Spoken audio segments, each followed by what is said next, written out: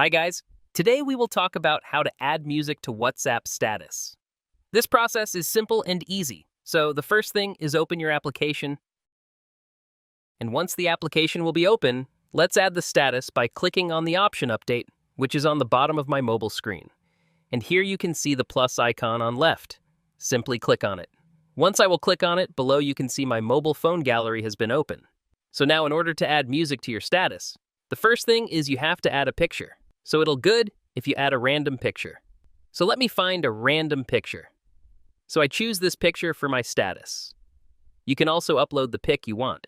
The next thing is take a look on the top. You can see the icon music. Click on it, and below you will see all the music which are available in the WhatsApp library. You can also get the help of the search bar. You can search for your own music, but just for showing you, I will select a random one. So I will select this. Below you can see the status has been added. Now tap on the done icon, which is on the right top.